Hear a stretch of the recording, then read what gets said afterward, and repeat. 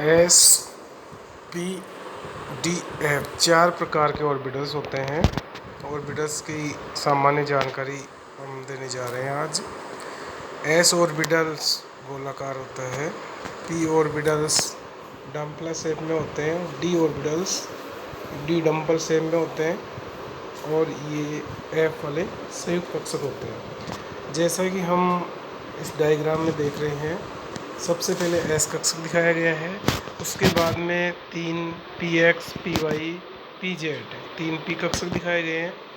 इसके जस्ट बाद में 5 डी कक्षक दिखाए गए हैं, D x Y, D x Z, D Y Z, D x square dash Y square, D Z square.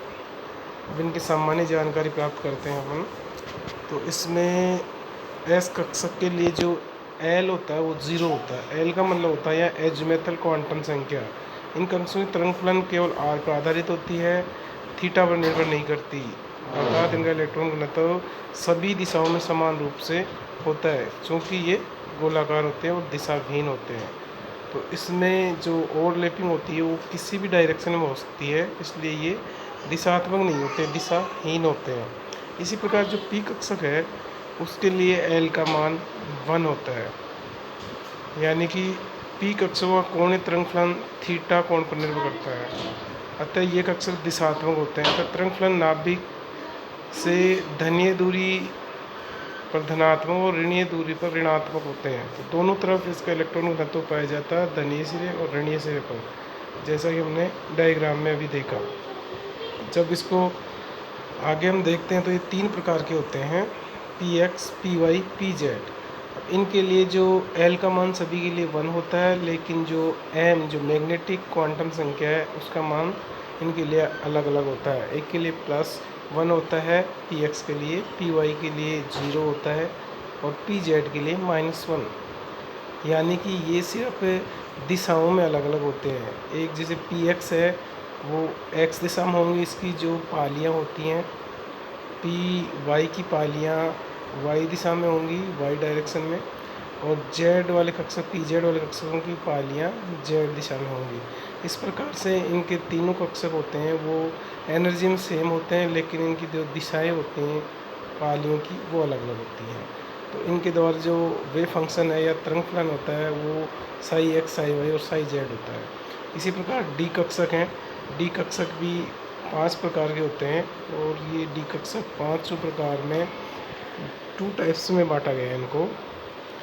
एक वो होते हैं जो कि एक्सिस की दिशा में होते हैं, जिनकी पालियाँ वो कहलाते हैं ईजी ऑर्बिटल्स। और ईजी ऑर्बिटल्स 2 हैं, इसमें डी जेड स्क्वायर और d x square -y square. तो ये दोनों जो कक्षक होते हैं ईजी कहलाते हैं और अक्षीय कहलाते हैं, यानी कि इनकी जो लोब्स पालियाँ होती हैं एक्सिस की डायरेक्शन में होती हैं, जैसे कि हमने पहले डायग्राम में देखा है। इसी प्रकार जो 3 कक्षक हैं वो हैं जो दिशात्मक नहीं होते हैं, अर्थात उनकी जो पालियाँ हैं वो 2 एक्सिस के बीच में होती हैं। ये होते हैं T2G कहलाते हैं, D x Y, d Y Z, D x z. इस प्रकार से ये 5 डी कक्षक होते हैं। अब इनमें इलेक्ट्रॉन भरने के लिए एक आबो नियम दिया गया है। तो आबो नियम में ये बताया गया है कि इलेक्ट्रॉन किस तरह से इनमें विभिन्न ऊर्जा स्तरों में और ऑर्बिटल्स में कैसे भरे जाते हैं। तो पहला नियम जैसे इसके अंतर्गत आता है वो है न्यूनतम ऊर्जा का नियम। न्यूनतम ऊर्जा के नियम के अनुसार ये है कि जिन कक्षकों की ऊर्जा सबसे कम होगी उसमें इलेक्ट्रॉन सबसे पहले भरे जाएगा। जैसे जैसे ऊर्जा बढ़ती जाएगी इलेक्ट्रॉन बढ़ने की वो पाउली अपवर्जन का नियम, इसके अनुसार ऊर्जा स्तरों में मैक्सिमम कितने इलेक्ट्रॉन भरे जा सकते हैं। तो एक मुख्य ऊर्जा स्तर में 2n² से अधिकतम इलेक्ट्रॉन भरे जा सकते हैं। तीसरा हुंड का अधिकतम बहुलकता का नियम। इस नियम के अनुसार हर सबसे पहले अनपेयर्ड इलेक्ट्रॉन भरे जाएंगे, उसके बाद में पेयरिंग स्टार्ट होगी, यानी समान ऊर्जा के जो कक्षक होते हैं या पी हो या डी हो तो वो पहले एक एक इलेक्ट्रॉन भरा जाएगा और उसके बाद में पेयरिंग स्टार्ट होगी या युग्मन स्टार्ट होगा। इसी प्रकार n+l नियम है, इसके अंतर्गत 2 नियम आते हैं। पहला नियम तो यह आता है कि n जो है प्रिंसिपल क्वांटम संख्या, l एजोमेट्रिक क्वांटम संख्या है।